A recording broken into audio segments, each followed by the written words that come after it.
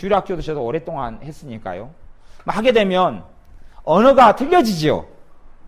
언어가 틀려진단 말이에요. 보통 때 생활할 때 쓰는 언어하고, 그러니까 이제 애들아 왔느냐 그리고 하는 게 아니고 친구들 왔어요 그리고 이제 말이 언어가 틀려지잖아요. 문제는 뭐냐 그러면 그러면서 들어가는 것이 가식이 들어가요. 내가 아닌 거예요. 다른 사람으로 이제 존재해 버리는 거예요. 다른 사람으로 하는 것이. 이러면서 이제 고장들이 많이 나타납니다. 또 동화구연 하다 보면 목소리에 뭘 실어야 돼요? 감정을 실어야 돼요. 감정을 실어야 돼요. 그래서 저도 설교학교에 돈을 들이고 다닐 때에 설교학교에서 가장 많이 가르치는 것 중에 하나는 뭐냐 그러면 설교의 감정을 실으라는 거예요. 그게 연예인이 되라는 거예요. 연예인 있잖아요. 연예인이 자기가 대사하면서 자기가 감동받아가지고 뭐 울어야 하지. 그걸 보는 사람은 울 거 아니에요. 슬픈 장면에서 연예인이 슬프다. 그러면 그걸 보고 시청자들이 울지 않잖아요. 슬퍼가지고 막 가슴을 찢고 옷을 찢고 두드리고 그리고 그걸 보면서 저 주인공이 진짜 힘들어하구나. 그리고 같이 힘들어할 거 아니에요. 그런 연기력을 발휘해야 된다고 그래요. 성경 읽을 때도 그 연기력을 발휘하고 그런 감정을 실으라 그래요. 근데 그것이 연예인으로서나 아니면 가수로서나 가수도 그래요. 가수가 그래서 정말 감동적인 노래를 하는 가수들은요, 그 사람 인생은 정상적이지 않습니다. 왜 그러냐 그러면 노래 가사에 자기를 완전히 몰입을 시켜버려야 돼요. 연예인 중에서도요, 굉장히 불행하게 살아간 연예인이 꽤 많습니다. 실력 있는 연예인 가운데. 그래서 제가 남자 연예인 가운데 한 두 사람은 또라이가 있다는 걸 압니다. 물론 두 사람 이상이죠. 왜 그러냐 그러면요, 그 사람들은 실력으로 굉장히 인정받는 연예인들이 있어요. 연예인이 있는데 그 사람이 이제 두 사람 다 그 영화 배우예요. 그러면 영화 배우면 어떤 배역이 있잖아요. 배역이 있으면 그 배역에 있는 주인공이 예를 들어서 나쁜 남자예요. 나쁜 남자 그 사람 중에 그 사람도 한 명입니다. 나쁜 남자 영화 있잖아요. 나쁜 남자의 배역이 나쁜 남자니까 연예인이 누가 돼버려요? 나쁜 남자가 돼버려요. 그 사람의 사상, 그 사람의 감정을 다 받아들여 버립니다. 그러니까 자기가 그 사람 자리에 들어가 버려요. 그리고 연기를 합니다. 그리고 마음도 나쁜 남자로 생각도 가치관 나쁜 남자 바꿔버립니다. 그것이 정말 실력 있는 영화배우나 연기인들의 무서운 점입니다. 그렇게 그 사람이 돼버려요. 정체성을 바꿔버려요. 정체성을 바꿔버리니까 마귀가 틈타버립니다. 다른 사람이 돼버려요. 그래서 악인 연기할 때 그 사람이 누가 돼버려요? 악인이 돼버려요. 이렇게 되는 사람이 있어요. 근데 안 그런 사람도 있고, 이게 가령 여러분이 최수종 씨 같은 경우는 여러 가지 연기를 했잖아요. 최수종 씨 같은 사람은 그 사람이 막 슬피 우는 것도 많이 나왔지만 그 사람이 막 그냥 악인이 되는 것을 우리가 상상할 수 있어요, 없어요? 어렵지, 상상하기가. 이게 그렇다는 이야기, 최수종 씨 같은 경우는 한계가 있다는 이야기예요. 대신에 그 사람은 굉장히 선한 사람이고 굉장히 좋은 사람이기 때문에 여러 가지 배역을 잘 맡습니다. 하지만 그래도 연기도 잘하지만 저 사람이 악당이 돼가지고 하는 게 상상할 수 없다는 이야기는 그 사람이 그 선을 안 넘어간다는 이야기예요. 그러니까 사실은 실제로 배우도 좋은 배우지만 아주 사탄의 공적이나 이런 부분도 그렇게 크게 받지는 않는다, 그런 배우다, 그렇게 알 수가 있어요. 근데 누가 어떤 사람이 어떤 배역을 맡으면 저 사람은 완전히 악인 필이 나버려요. 그러면 저 사람은 저기에 몰입돼가 자기를 줘버리는 것이. 그러니까 지금까지 우리가 연예인 중에서 무당 연기를 했던 사람은 여러 명이 있었어요. 무당 연기를 하면서 그 무당에 심취하려고 그 사람이 직접 무당하고 같이 가서 지내고 생활하고 무당에게 자기가 정말 무속인이 되고 몰입하고 그 다음에 이제 무당 역할을 해요. 사실은요, 영화배우 같은데 배역을 정하는 방법이 여러 가지가 있는데요. 그 중에 크게 두 가지가 있어요. 하나는 뭐냐 그러면요, 그 배역이 있을 거 아니에요. 그 주인공의 어떤 경향, 성격 뭐 있잖아요. 거기에 맞추어서 사람을 찾아요. 이 사람하고 똑같은 언어 습관, 말, 행동을 가진 배우를 찾아요. 그래가지고 이렇게 주연이나 조연을 이제 섭외하는 게 있어요. 아주 그냥 히트를 치는 영화들은 그 방법을 씁니다. 두 번째 방법은 유명하고 실력 있는 배우는 어느 모양이든지 다 배역이 가능해요. 연기가 가능해요. 그렇게 해서 선택을 합니다. 왜냐하면 실력 있는 배우는 어떤 사람이 극 중에 어떤 사람, 영화 중에 어떤 사람이 되기 위해서 한 반년이나 1년이나 최소한 3년이나 5년까지도 자기를 훈련을 시킵니다. 훈련을 시켜요. 예를 들어 농구 선수다 그러면 영화 배우가 농구 선수가 돼야 되잖아요. 농구에 자기를 몰입해 줘요. 그 농구를 모든 기술을 배우고 다 해요. 단지 그것이 육체적인 훈련만이 아니고 마음의 훈련까지도 다 그렇게 바꿔버려요. 시간을 들이면서. 그렇기 때문에 사실은 이 연예인들 같은 경우는 자기 정체성과 주체성이 굉장히 약해요. 사단의 공격을 쉽게 받아버리죠. 쉽게 그냥 몰입돼 버려요. 뭐 그림 그리는 사람도 마찬가지잖아요. 아주 어두운 톤의 그림을 그리면 거기에 자기를 몰입시켜버려야 됩니다. 완전히 자기를 줘버려야 돼요. 아니 공포영화를 찍는 남자든 여자든 그 사람들은 다 마귀역사 다 들어옵니다. 공포영화 찍는 배우들은. 왜 그러냐 그러면 공포영화 찍을 때 뭐 괴물이 나타나고 뭐가 나타나 소름 끼쳐서 소리를 질러야 된다 그러면 우리 세연이 같이 웃으면서 그러면은 누가 무섭겠어요? 안 무섭겠어요? 공포영화에서 웃어버립니다.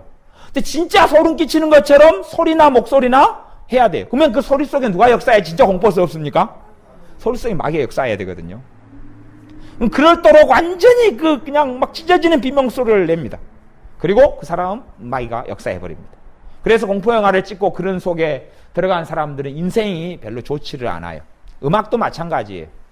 음악도 마찬가지여서 이번에 자살해 죽은 그 친구 같은 경우도 글루미 썬데이라고 자살곡. 그러니까 똑같은 이름으로 해가 첫 곡을 내고 막 그런 시리즈로 흘러가는 것이 비디오 드라마 찍은 것도 이미 자기 자살해 죽는 모습을 다 찍어가지고 비디오로 내서 최근에 그리고 그 다음에 자살해 죽는 거죠. 거기에 자기를 완전 몰입에 받쳐버리는 것이에요. 그러니 마귀 역사에 자기를 온통 줘버릴 수밖에 없어요. 그래서 그런 입장에서 이런 이제 주일학교 같은 경우도 내가 설교를 하면서 내 감정에다가 나를 맡겨버리면 성령이 역사하는 게 아니고 내가 주체가 돼서 역사하고 감정이 나를 이렇게 사로잡아요. 그래서 주일학교 같은 경우는 아이들에 맞추어서 눈높이를 맞춘다 그래서 언어를 바꾸고 말을 바꾸고 음성을 바꾸지요. 음색을 바꾸고.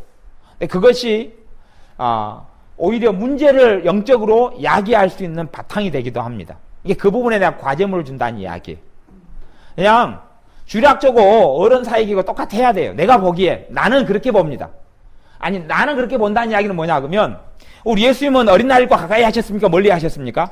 가까이 하셨어요. 그러니까 우리 예수님이 지자들하고 막 이야기하다가 애들이 오니까 어린이 여러분 오셨어요? 왔어요? 그렇게 바꿨을까요? 안 바꿨을까요? 나는 그게 상상이 안 됩니다. 그래서 난 그런 부분 때문에 어린이 사역도 언어를 바꾸거나 목소리를 바꾸거나 이렇게 다시 이야기하면 가성을 사용한다 그러죠. 가성, 꾸민 소리를 사용하는 거죠. 꾸민 목소리 이런 것들이 대부분 이렇게 다 사라져야 된다. 그 다음에 이제 그렇게 하는 아이들을 이제 그렇게 가르치는 중에서도 애들 눈높이에 맞춰서 이렇게 쉽게 가르친다고 막 우리 선전사님 같은 게 예화를 참 많이 들어요. 예화를 많이 들면 그것도 문제가 생겨요. 아이들 내 눈높이에 맞춘다고. 그럼 누가 역사해요? 성령님 역사해? 내가 역사해요? 내가 역사해요. 내가 쉽게 한다고 자꾸 해. 말이 많아지고 쓸모없는 것이 많아지고. 절대 옳은 게 아니에요. 옳은 게 아니고 성령님 역사에 나를 바쳐야 되는데 내가 아이들을 설득시켜요. 누가 해야 되는 것을 내가 다 대신해 버릴 수 있어요? 성령님이 하셔야 될 걸 내가 다 해버려요. 뭐 성령님하고 상관이 없어버리는 것이. 이것이 이제 사역에나 가르치는 사역에나 모든 거에나 문제가 많이 일어나게 될 수가 있어요.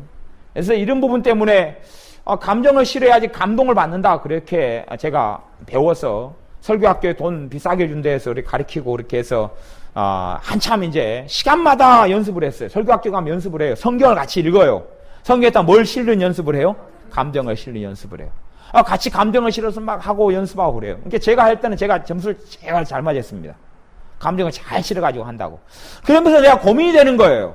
내가 감정을 실어가지고 이렇게 성경을 읽거나 설교를 하거나 그러면 나도 뭔가가 짤짤해요. 나도 짤짤하고 나도 감동을 받아요. 그런데 설교가 끝나고 이제 귀가하고 돌아가는 길에 생각해보면 그게 성령의 역사가 아니란 말이에요. 그리고 감정이 짤짤하고 막 해요. 하는데도 뭔가가 느껴져요. 뭔가가 이상한데? 뭔가가 틀렸는데 어디서 문제가 있지? 그런 것을 제가 몇 달을 고민했습니다. 이상한데? 원리로는 맞는 것 같고 그러면 내가 감정을 실어가지고 하니까 듣는 사람들이 주님이 사랑합니다 하고 사랑을 실으니까 듣는 사람 성도님들이 뭘 느껴요? 사랑을 느낄 거 아니에요. 여러분 환영합니다. 그러니까 이제 오는 사람들이 막 환영한다고 느낄 거 아니에요. 제가 그런 여러 목사님 밑에서 그 신앙생활을 했는데 그 중에 한 목사님 그런 분이 계셨어요. 항상 웃어요. 웃으면서 오면은 막 사랑한다고 막 그러고 막 손잡아주고 그래요. 그래서 참 목사님 중에서 그래도 그분이 그래도 그 중에서 좋은 분이에요. 좋은 분이에요. 그런데 사랑합니다 그러고 손잡아주고 막 그렇게 목소리에다 감정을 실을 때에 뭔가 느껴지긴 하지만 거기에 성령의 역사는 사실은 거의 없어요. 그런 부분 때문에 딜레마가 되는 거예요. 딜레마. 도대체 어떻게 해야 되느냐 하는 것이에요. 그런 부분에서 이 주일학교 사역 같은 경우도 오래 하다 보면 내가 가식이 이제 몸에 배어버릴 수도 있어요. 주일학교 사역 속에서 가식이 배어버려요. 그러니까 대하는 게 틀리죠. 성령의 역사가 이끌어갈 때까지 내 감정을 스톱을 시켜놔야 돼요. 성령님께서 내 감정을 사용하실 때까지 스톱을 시켜놔야 돼요. 그런데 내 감정이 먼저 나가버려요. 왜? 몸에가 이제 젖어버렸으니까 그렇게 되는 건데, 그런 부분에서 주일학교 아이를 다루는 거나 아니면 일상생활이나 차이가 없도록 그렇게 가는 것 중에 하나가 과제물이지 않을까 싶어요. 그건 그냥 연구를 해보세요. 연구를 해보는데 그런 부분 때문에 영적으로도 문제가 많이 생길 수 있어요. 내가 다른 모습으로 지내버리잖아요. 다른 사람으로 내가 지내버려요. 같은 사람이 아니고, 그리고 목소리도 가성을 쓰고 감정도 가성을 쓰고 언어도 바꿔지고 그래요. 동일한 아이들을 다루는데, 그러니까 사실은 주일학교 시간이 끝나면 또 아이들하고 다루는데 또 틀리잖아요. 말도 틀리고 언어도 틀리고 또 똑같이 하고 이렇게는 그래요. 똑같은 아이가 대상인데. 그러니까 주일학교 사역 가운데 한국교회가 속은 부분이다, 나는 그렇게 생각해요. 속은 부분이라고 생각해. 이미 다른 걸로 속았어요. 속아. 그래서 목사님들이 속은 부분 중에 하나도 설교 목소리가 틀려지죠.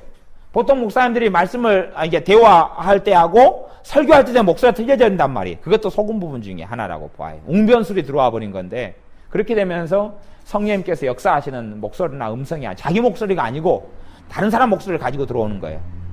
그렇게 돼버리니까 그것도 속은 부분 중에 하나다 하는 것이에요.